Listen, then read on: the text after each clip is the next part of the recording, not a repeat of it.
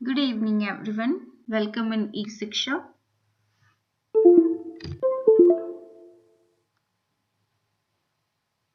मेरा नाम हर्षिता है और अपनी लिटिल इन्फो देने से पहले मैं आपको कोर्स के बारे में इंफॉर्मेशन देना चाहूँगी।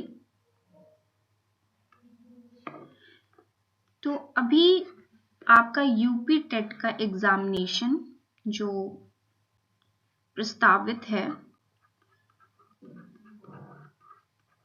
टेंटेटिव डेट जो अभी मैंने देखी वो 23 जनवरी टेंटेटिव है, प्रस्तावित है। तो अब ये कब हो ये तो आयोग ही जानेगा, है ना।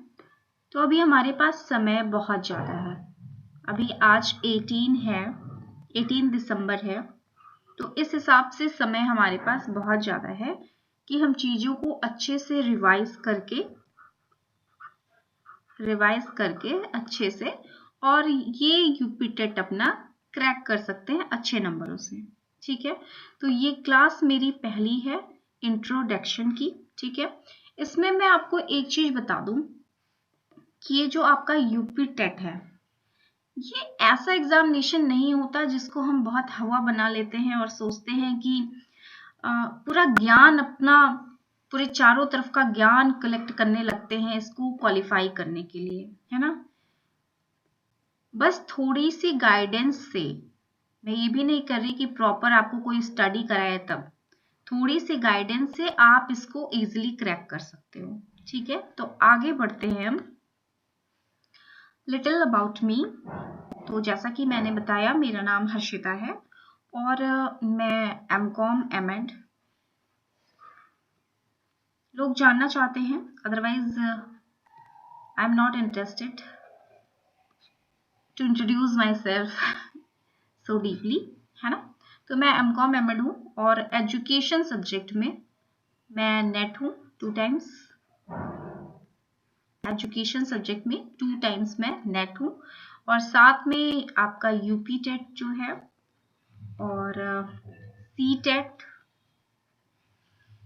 UP TET, C TET, primary junior दोनों मैं क्वालिफाई हूँ और इसके साथ ही मैं ट्रिपल सी क्वालिफाई हूँ और मैंने 1 ईयर का कंप्यूटर डिप्लोमा किया हुआ है। ये है मेरे बारे में लिटिल आप इन्फो आप जानना चाहोगे अगर, तो ये है। और साथ में अभी मैं एक प्राइवेट इंस्टीट्यूट में एज ए असिस्टेंट प्रोफेसर पढ़ा रही हूँ। ओके, तो चलिए आगे बढ़ते हैं।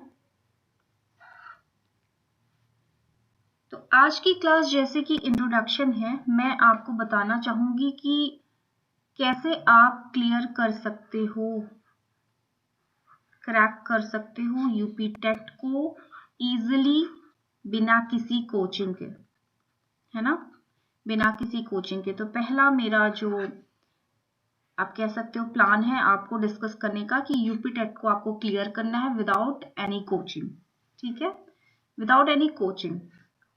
और सेकंड मैं स्ट्रैटेजी बताना चाहूंगी कि कैसे मैंने अपने इस कोर्स की स्ट्रैटेजी बनाई है और कैसे आपकी पूरी मदद करूंगी कि आप इसे क्लियर कर लो। तो चलिए आगे बढ़ते हैं। फर्स्ट थिंग कि आपको यूपी टेट को क्लियर करना है, वो भी बिना कोचिंग के। मैं बिना कोचिंग इसलिए कह रही हूं क्योंकि अनुभव मुझे लगता है कि बहुत कुछ सिखा देता है। जो हमसे बहुत बड़े होते हैं वो हमें अगर कुछ बताते हैं, हमें नहीं अच्छा लगता, हमें लगता है कि बहुत ज्ञान दिखा रहे हैं, बहुत नॉलेज अपनी शो कर रहे हैं। लेकिन सीरियसली बात ये होती है कि जो हमसे उम्र में बड़े होते हैं उनके पास जो एक्सपीरियंस होता है, जो उन्होंने एक्सपीरियंस इकट्ठी कर ली है ना, उससे उनका स्कीमा बहुत स्ट्रांग हो जाता है और उस स्कीमा की बदौलत ही वो हमें बताते हैं कि क्या सही है क्या गलत है। तो मुझे लगता है कि यूपी टेट के लिए, या तो मैं कहती हूँ कि किसी भी एग्जामिनेशन के लिए कोचिंग की आवश्यकता नहीं है। मैं यहाँ पे किसी कोचिंग की बुराई नहीं कर रही हूँ। आपके पास पैसे हैं, आपके पास समय है, आप जरूर कर सकते हैं। लेकिन अगर किसी के पास पैसे नहीं है और समय भी नहीं है, बहुत सी वुमेन्स हैं जो हाउस वाइफ्स हैं, जिनके पास बच्चे हैं, या फिर कुछ लोग जॉब में हैं और वो प्राइवेट जॉब में हैं और वो इस यूपी टेट के चक्कर में दिन भर जॉब करते हैं, शाम को और अपनी इस यूपी टेट की तैयारी करते हैं जाके, तो क्या होता है बहुत सफर कर जाते हैं, उनकी कोई तैयारी नहीं हो पाती एग्जैक्टली। वो बस उन्हें लगता है कि वो कोचिंग कर रहे हैं, उनकी तैयारी हो रही है, बट वो फुल टाइम सफर कर रहे होते हैं। तो मेरा ये मानना है कि किसी भी एग्जामिनेशन को क्रैक करने के लिए बस आपको एक गाइडेंस की जरूरत है। उसके बाद पूरे ज्ञान का खजाना जो है, पूरे ज्ञान का, इस नॉलेज का खजाना आपके पास ही है। या आप बुक्स में ले लो और इंटरनेट की दुनिया, है ना। तो पहली बात तो आपको कहीं जाना नहीं होगा। आप कोचिंग करोगे, आप जाओगे, अगर पास है तो भी, दूर है तो भी, एटलीस्ट 1 घंटे आने में, 1 घंटे जाने में, फिर 1 घंटे घर पे वो थकान मिटाने में, तो 3 घंटे तो आपके बर्बाद हो जा रहे हैं ऐसे ही, कोई मतलब नहीं बनता है। मुझे तो सही नहीं लगता। और साथ में अब कोई भी कोचिंग इस यूपी टेट के लिए, जो आपको नौकरी नहीं दिलाने वाली, बस एक आपके लिए, आप कह सकते हो, एलिजिबिलिटी क्रिएट करेगी कि आप उसके बाद सुपर टेट का एग्जामिनेशन दे पाओ। आप सुपर टेट की कोई तैयारी करवा रहा है, उसके लिए 5,000 रुपए ले रहा है, तो समझ में भी आता है ना। इस यूपी टेट के लिए लोग 5,000 से अधिक पैसे लेते हैं जो मुझे समझ में ही नहीं आता, क्योंकि ये सिर्फ आपको एक एलिजिबिलिटी रहा है और इसके लिए आपको इतना पे करना पड़ रहा है। और नॉर्मली कितने लोग हैं जो इसको देते हैं, इस एग्जाम को देते हैं, जिन्हें ये क्रैक करना है, और बहुत ही सभी की फाइनेंशियल कंडीशन इतनी बेटर नहीं होती है ना, कि सिर्फ इसके लिए 5,000 पे करें, फिर सुपर टेट के लिए फिर 10,000 पे करें।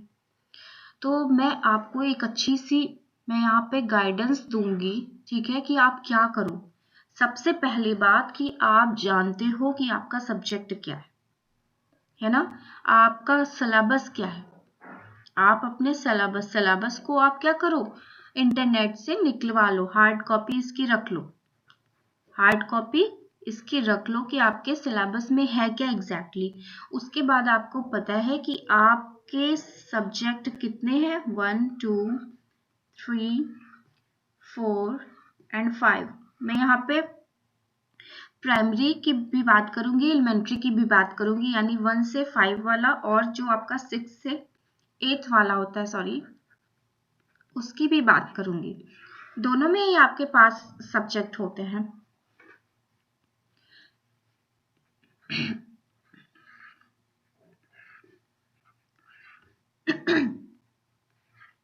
तो आपको, सॉरी, क्या करना है कि आप कोचिंग मत जाओ, फालतू के अपने पैसे मत वेस्ट करो। और इस समय तो कोई भी जिसने कर लिया, बट अब आपका एग्जाम जनवरी में होगा, तो अभी तो कोचिंग मत करना, ठीक है। आप अपने सिलेबस को लो, उसकी हार्ड कॉपी निकालो, ठीक है। और उसके बाद देखो, आप इसके लिए, मुझे लगता है, पैसे भी मत वेस्ट करो। कोई भी ऑनलाइन कोचिंग भी मैं नहीं इसके लिए कहूंगी कि आप इसके लिए ऑनलाइन कोचिंग, अगर 1,000 रुपए में भी कोई पढ़ा रहा है, मैं ही कह दूं कि 1,000 रुपए में आपको पढ़ाऊंगी और यूपी टेट का क्या करो, आप पेमेंट करो, ठीक है, तो बिल्कुल मत करो। ऐसा कुछ नहीं करना चाहिए। आपको अपना बस सिलेबस निकालना है, और इस सिलेबस को निकालने के बाद आपको पता है कि आपके जो ये CDP है, ठीक है, 1 से 5 वाले में और ये 6 से 8 वाले में, आपको पता है कि आपका CDP है, CDP आता है, ठीक है। आपका हिंदी आता है, इसमें CDP हिंदी, और आपका संस्कृत, उर्दू और इंग्लिश में से आपको एक सेलेक्ट करना होता है ना। फिर आपका मैथ्स होता है और आपका एनवायरनमेंट होता है। इसमें मुझे समझ में नहीं आता कि होड़ लग जाती है 130 प्लस, मैंने 130 प्लस गेन किया, ऐसा कुछ अब देखिए ऐसा कुछ नहीं होने वाला कि यूपी टेट के बेसिस पे किसी को नौकरी मिलने वाली है, सर्विस मिलने वाली है, तो इसमें ही पूरी मैं जान लगा दूं। ऐसा कुछ नहीं है, बस आप अपना क्रैक करने के लिए ही उतना ही पढ़ो, इतना दिमाग खपाने की जरूरत नहीं है। फिर इसमें भी आपका हिंदी आ जाता है, सेम यही, फिर सेम यही संस्कृत, उर्दू और इंग्लिश में से आपको यहाँ भी एक लेना होता है। उसके बाद आपका ये यहाँ पे जो सेक्शन है, सॉरी, यहाँ पे क्या होगा, या तो आप मैथ्स साइंस वाले हो तो साइंस और मैथ्स ले लोगे, और अगर साइंस वाले नहीं हो तो आप सोशल स्टडीज लोगे, सामाजिक विज्ञान। ठीक है, उसके बाद आपको क्या करना है, अगर आपका 3 सब्जेक्ट में फोकस बहुत मतलब 3 सब्जेक्ट आपका बहुत स्ट्रांग हो गया, 3 सब्जेक्ट आपका इतना स्ट्रांग हो गया कि आप इसमें 25+ ला सकते हो, तो मान के चलो कि आपका क्रैक हो जाना है। ठीक है, 2 सब्जेक्ट आपका कम ही क्यों ना हो, तो 3 सब्जेक्ट तो आप बहुत अच्छे रखो, 25+ वाले बहुत अच्छे रखो, बहुत मेहनत करो। एक सब्जेक्ट नॉर्मल सा हो आपका, और एक सब्जेक्ट आपका गधा सा हो, एकदम पुअर हो, नहीं मतलब है इसका। जैसे यहाँ पे भी अभी बता रही हूँ इसको। अभी क्या होता है, कुछ लोग कहते हैं कि जो सब्जेक्ट आपका स्ट्रांग है, आपने सुना होगा, उसको कम प्रैक्टिस करो, लेस प्रैक्टिस, और जो वीक है उस पे जान लगा दो, मोर। हाँ, अगर हम ऐसा करने लगे ना, अब एक कोई बच्चा है उसको मैथ्स नहीं आता, बहुत से बच्चे हैं जिनको मैथ्स नहीं आता, इवन माई सेल्फ, मुझे मैथ्स नहीं आता। ठीक है, तो अभी क्या होगा कि नॉर्मल क्वेश्चन मैथ्स के हो जाते हैं, बट एक टाइम के बाद वो चीजें सारी भूल गई है। ठीक है, तो वो बहुत से लोगों के साथ है जिसका मैथ्स बहुत पुअर है, और अब बैठेंगे 1 महीने में मैथ्स को स्ट्रॉन्ग करने तो कर चुके। तो जो लोग कहते हैं कि वीक पे ज्यादा ध्यान दो, और हमने क्या किया, बाकी के जो सब्जेक्ट हमारे स्ट्रॉन्ग थे उसको छोड़ दिया है, और वीक हमारा मैथ्स है, लगे रहे मैथ्स को सॉल्व करने में, लास्ट मोमेंट तक आप नहीं कर पाओगे, है ना। अगर आपको मैथ्स ही स्ट्रॉन्ग करना है तो आप पूरे 6 महीने लो, 6 महीने अच्छे से पढ़ो और सारी चीजें, तब आपका कहीं जाके मैथ्स स्ट्रॉन्ग होगा, है ना। तो इस चक्कर में अगर आपका मैथ स्ट्रॉन्ग नहीं है, तो ये वाला जो फॉर्मूला लोग बताते हैं ना कि स्ट्रॉन्ग को कम समय दो और वीक सब्जेक्ट को ज्यादा समय दो, इसको बिल्कुल भी फॉलो आप मत करना। ये मैं अपने अनुभव के आधार पे आपको बता रही हूँ। जैसे कि देखिए आपका सीडीपी हो गया। सीडीपी बहुत ही अच्छा सब्जेक्ट है, बहुत ही मुझे लगता है कि बहुत ही इंटरेस्टिंग सब्जेक्ट है। मे बी इसमें भी बहुत लोगों को डर लगता है, बहुत ज़्यादा डर लगता है, लोगों को लगता है कि ये सीडीपी बहुत ही मतलब कठिन है, लेकिन मैं आपको बता दूं कि मैं सीडीपी की क्लास आपकी लेने वाली हूँ, और मैं आपको इस तरीके से पढ़ा दूंगी कि आपको सीडीपी का आपका डर ही खत्म हो जाएगा, बिल्कुल से आपको इंटरेस्ट, आपके आपके अंदर सीडीपी के प्रति इंटरेस्ट डेवलप हो जाएगा। इस बात को आप मान लो, एकदम से बिलीव करो कि ये डर मैं आपका एकदम से खत्म करने वाली हूँ, बिल्कुल से सीडीपी की जिम्मेदारी मैं लेती हूँ। मेरा एजुकेशन सब्जेक्ट, जैसे मैंने अभी बताया, एजुकेशन सब्जेक्ट था, और उसमें हम साइकोलॉजी का पोर्शन पढ़ते हैं, या किसी ने एमए साइकोलॉजी किया है उससे भी आप पढ़ोगे तो आपको ये बहुत अच्छे से वो पढ़ाएगा। और मैंने भी एजुकेशन, जो इसमें हमारा साइकोलॉजी का पोर्शन होता है, इसमें हम पढ़ते हैं इस चीज को, तो इसमें बड़ी अच्छे से मैंने पढ़ा और मुझे बहुत इंटरेस्टिंग लगा। लगता था कि हम एक छोटे बच्चे से, जिसका अभी जन्म भी नहीं हुआ है, माँ के गर्भ में है, उस बच्चे से कनेक्ट होके हम वहां तक कनेक्टेड है जहां एक बच्चा मतलब अडल्ट हो गया, है ना। इतने कनेक्टेड हम इसमें पढ़ते हैं तो समझ पाते हैं, हम ये समझ पाते हैं कि हमें अपनी कक्षा में छात्रों के साथ व्यवहार कैसा करना है, कैसे ट्रीट करना है, कैसे पढ़ाना है, ये सारी चीजें बहुत ही आवश्यक है। मैं तो कहूंगी हर एक शिक्षक के लिए सीडीपी आवश्यक है, यहाँ सिर्फ एग्जाम क्रैक करने के लिए नहीं, बल्कि आपका इस पे अगर कमांड हो गया तो आप बहुत अच्छे टीचर बन सकते हो। तो मैं आपको बता दूं कि मैं आपको सीडीपी पढ़ाने वाली हूँ। सेकेंड क्लास से मैं कोशिश करूंगी मैं सीडीपी ही पढ़ाऊँ, स्टार्ट करूँ। तो ये हो गया आपका सीडीपी, और ये आपका हो गया हिंदी। हिंदी भी काफी लोगों का अच्छा होता है। अब फिर ये यहाँ पे जो संस्कृत और इंग्लिश वाला इशू है, इसमें क्या होता है कि कुछ परेशानियां आ जाती हैं, लोगों को कम मार्क्स मिल जाते हैं। मैथ्स अगर अच्छा है तो अच्छी बात है भाई, अगर आपका मैथ्स पुअर है तो भी मैं आपको बता रही हूँ कि आपको क्या करना है। इन्वायरमेंट नॉर्मल सा है, अच्छा सा सब्जेक्ट है। अगर आप सेलेक्टेड चीजें अपने आप बस अपने सिलेबस के अकॉर्डिंग अगर सेलेक्टेड चीजें पढ़ लोगे 100% बहुत अच्छे मार्क्स आ जाएंगे इन्वायरमेंट में भी। तो यहाँ भी CDP, यहाँ भी हिंदी, यहाँ पे भी है।